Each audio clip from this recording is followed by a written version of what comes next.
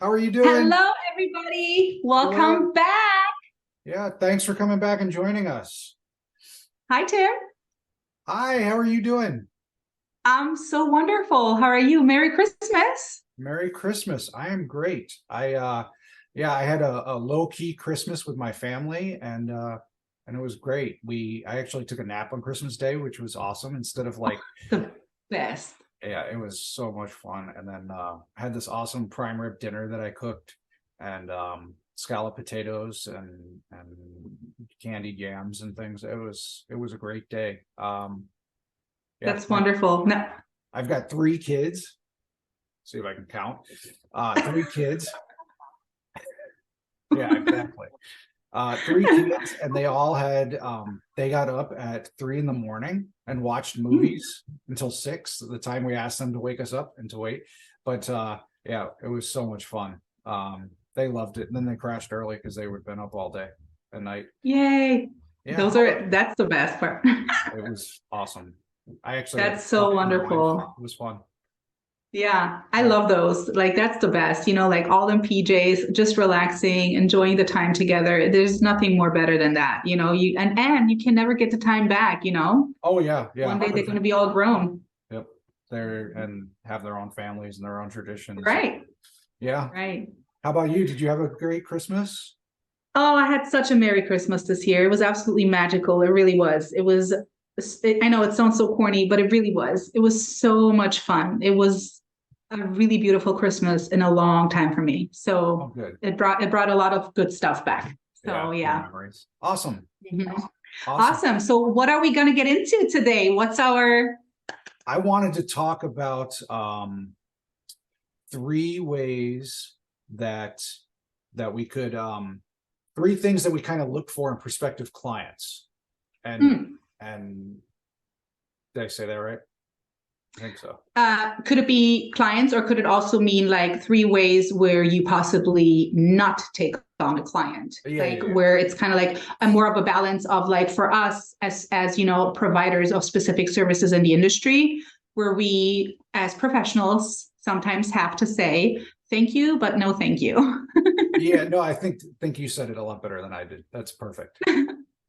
Yeah, so let's get into it. So here's number one. What's number one to look out for, to literally say as a professional, you know what, this client, I don't think that this will be a good match for me, not only because of my reputation, but also because of my energy, because of their energy, because of their environment, or anything else where you possibly have to, unfortunately, sometimes decline a client and maybe give a different referral, or maybe just figure something else out, how to kind of like depart ways in a respectful, friendly way. Friendly way. Yeah. So Well, I what's think number one? number one is that they're teachable Mhm. because they're hiring us because we're the experts, right? And they really need to uh be willing to change and be willing to accept that we do know more about a particular area of running a restaurant than they do, and they have to um, be willing to implement what we're teaching them. How about for you? Would that be? I could not agree more. I feel like if somebody literally hires you, that's kind of like the first step of them admitting that they need help, which is always very respected in my eyes, because it's all about, we all need help from each other. There's not one person, not even the most successful people in this world, that have done their success without any other in their corner. So I think it's very admirable. Yeah, Sorry, like yeah, some words of yours are so difficult still for me, but I think it's very honorable and admirable for people to really admit that, hey, I actually need some help. But then, as you mentioned, the next part would be literally to be teachable. Can those people, or those specific clients, really be told and teached and shown that specific ways of their operation, their systems, their ways of going, the ways of treating their staff, or just treating the system, or like whatever else, can that be changed? Can that be, a part of teached? Are yeah. you adaptable? Are you willing to be shown a different way to success? Well, I think that's perfect. Yeah, that Mm-hmm. a different way, or yeah, being shown a different way to do things is that really sums it up, especially if they're willing to implement what you're talking about, and you can tell Yeah. the way. Right. So what's something else that you look for? So I think the second thing for me is absolutely that it's important for me that the owner or the investor or whoever kind of like holds the torch in their hand is literally invested in the business too. That because fundamentally we as a private company owners, consultants, coaches, whatever we want to name ourselves, or anybody else out there, it's important for us to have directly contact with the person that is the decision maker of the business. Mm-hmm. And if they're not really invested because they travel or because I cannot ever get them on the phone or I cannot get a regular email, exchange, or when I do really have specific questions that I really need to run with them or ask of them, like whether it be funds or approvals or ideas or anything, then I feel like that's really difficult for me as a professional to come in and help your business strive and succeed when you are never there. I can not talk to you. I cannot catch you. I can not get you to be on the same page with me for a quick conversation. I think that's tough. That's tough for me. Yeah. How do you feel about that?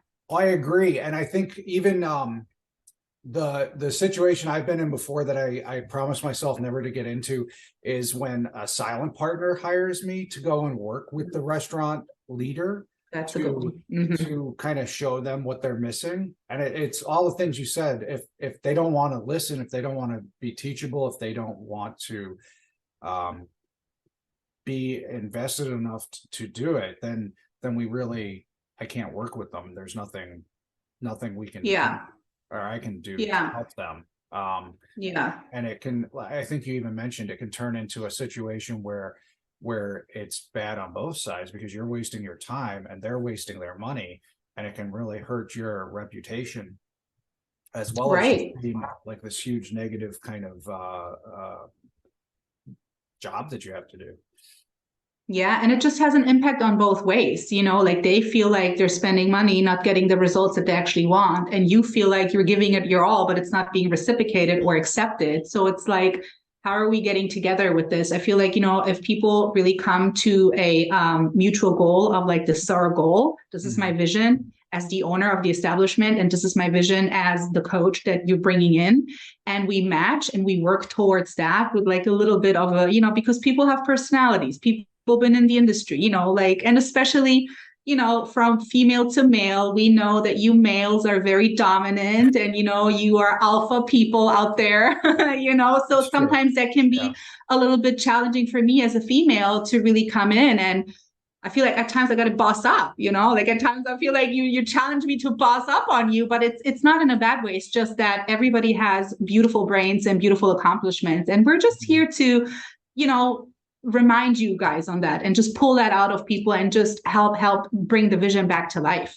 Oh yeah, couldn't agree more. And I think in that situation, bossing up is perfect. I've had situations where I've had to kind of take the reins and do that as well, where even being a guy and talking to another guy is the person I'm thinking of. I've had to do that as well. And I think sometimes it's really needed, because people are so emotionally invested in their business, so emotionally and so deeply invested, and they have been doing things for a very long time and it has worked up till a specific point. But, as we all learned very well from these last 2.5, 3 years, we all got shown better by the universe and by Mother Nature. Yeah. And, so it's really important sometimes to just really speak firmly, respectfully, and really bring your point across of like, hey, this is my vision. This is how I see this is going to happen. And I'm totally fine if you're accepting or not, but like I cannot waver my ways of knowing how we will succeed or how I succeeded in the past with other clients. And sometimes, it is necessary to really speak truth, speak your mind. Oh yeah. I totally agree. So then the last what's number 3? Number 3 for me would be a willingness to implement systems. And by that, I mean, kind of, I think if you've been in the industry long enough, you know that you've heard of the 3-star Michelin chefs who run their kitchens and can never leave because they cook such elaborate food that they can't get out of the kitchen. No one else can learn how to do what they're doing, or they're not willing to train anyone else. And I think that to me is a red flag that they're if they don't want to implement the systems, especially because I do the accounting for people, and I can't be successful without the right systems, without getting the right information from chefs and the front of house and the beverage director. That it ultimately I'll fail because there's a lack of a system. Right. Now, is it safe to say that when you talk about sharing the systems, is it kind of like safe to say also sharing internal secrets with your staff and your upper management? Yeah. Yeah. Because if you're not, if you want to be able to take a vacation, someone else has to, and you're the chef, someone else has to be able to cook the food on the menu for you. And it's, yeah. And I also feel like it just provides this really safe and healthy work environment for people that work under the chef or under the GM or under the restaurant manager or even under the investors. If kind of like everybody is on the same page, knowing what the mission statement or what the actual secrets of this establishment are. And I'm not saying share your secret sauce with, everybody in your restaurant. That's not what I'm saying. But if somebody really in a specific department is working for you, yes, share your knowledge with them, because guess what? The better you share your knowledge and you more train your people of executing exactly how you yourself would execute, the bigger and the faster your restaurant or your establishment will strive, because everybody's on the same page. Nobody's adding a little salt to the soup that is not supposed to go in the soup, because we're all going after a specific standard and system and way of doing things. And if we implement that and we maintain that with every new person coming into our establishment, nobody is going to make any old mistakes or bring any old habits from their old places to us, because we have our standard. We have our, things that we want our people to execute and how we want them to execute. And it's unfortunately only by sharing what you yourself know. And sometimes that's difficult. Sometimes that's very difficult, because if your grandmother shared this beautiful recipe with you, it's tough to be like, I don't want to give this out of my hand. But, my dad used to always tell me, he said, anytime you want your people to really execute the best way, just share with them how you would exactly do it. Don't be afraid that somebody's going to take your secret sauce and do it better, because there's only one you here anyway, So.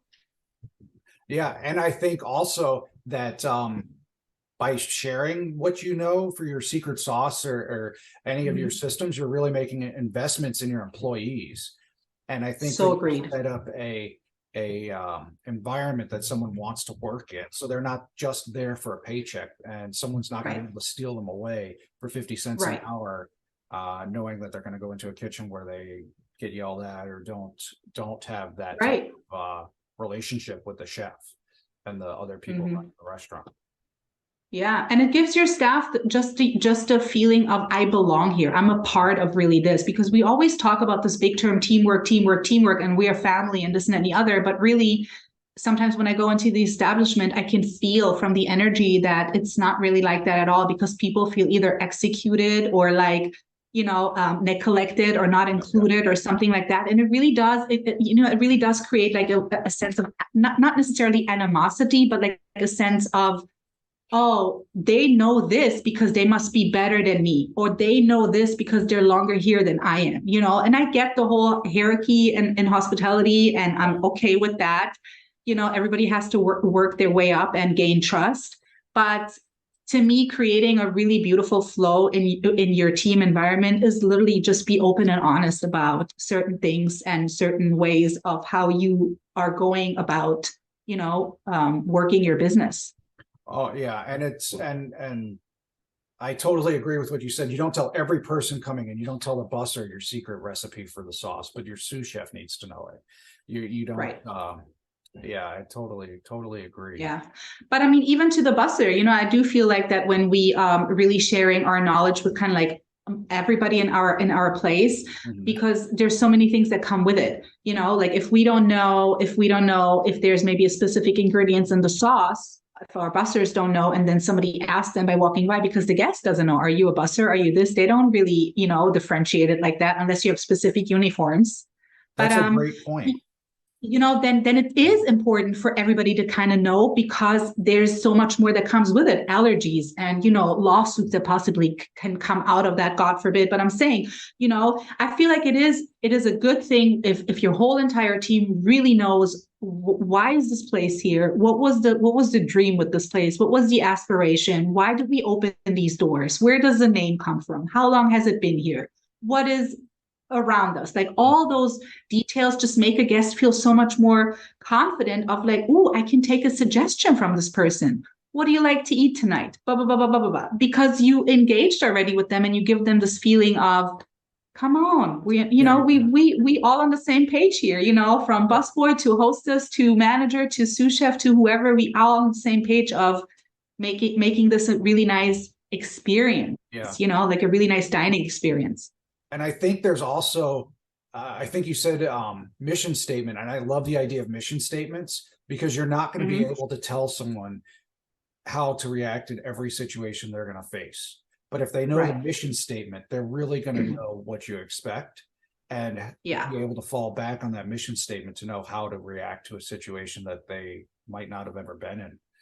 I think that's I like that. I like the idea of and I feel it's also important, especially when we talk about trainings and stuff, it's important to also play out scenarios that possibly could happen, not only so much focus on what is happening, but what could happen, so people are prepared for situations like that. The situation might never occur, and that's wonderful, but I think it is important to have proper training and standards set in stone, as you mentioned, and proper systems really set in stone, so that everybody that is inside of the establishment in our team, and that when we bring people new in, there's an easy way of training. Hey, look, this is our list. This is what we do. This is how it's going to go down. Easy to adapt. We're going to take your hand. We're going to walk you through. And then by day 3, you're so wonderful, because you have all these laid out standards for you that you cannot fail, because everything is answered for you. How do you react in this? What do you do with that? Like, everything is nicely laid out and explained to you, that almost doesn't leave room for error, So I think the idea of really having good, functioning, healthy systems set in place, it's imperative. It's imperative, Oh yeah. And so you're talking to an accountant, right? So I use systems every day. I use checklists and systems to make sure I get everything done that needs to be done on time. So I couldn't agree more with what you just said. Yeah. And isn't it so efficient also for the client? Like, you give them a time frame and it's knocked out by the time frame. Like, how cool is that for me as a client to be like, okay, he gave me this in this date, done. Oh yeah. Under promise and over deliver, for sure. Totally. Oh man. It's the only way to go. Yeah. Yes. Wow. Yeah. I feel like that's kind of like, yeah. And it's not even to be ashamed to say like, no, thank you, I'm walking away. Like, I don't feel like that there's any shame in that either. It just shows that you really are, standing in your own capacity of making decisions too. Yeah, and you just you approach it the right way and respectfully, and let them know that it's just not a good fit. You're not the right person to take their money, and ultimately you're trying to save them a bad experience, just like helping someone pick the right menu item to order at a restaurant. Agreed. Yeah. If anybody out there who's watching, if you have any comments, please drop them. We would love to hear what you have to say. If there's I'm sure this is not the only 3 things that there is, but if there's any additional things, please, help spread the word. Just feel free. Yeah. And thank you so much. Thank you so much, Tim. This was amazing again. I cannot wait until next week. I agree. It's been great talking to you. And same. Can't wait till next week. Okay. Bye, everybody. Have a nice week. See you later. Bye. Bye.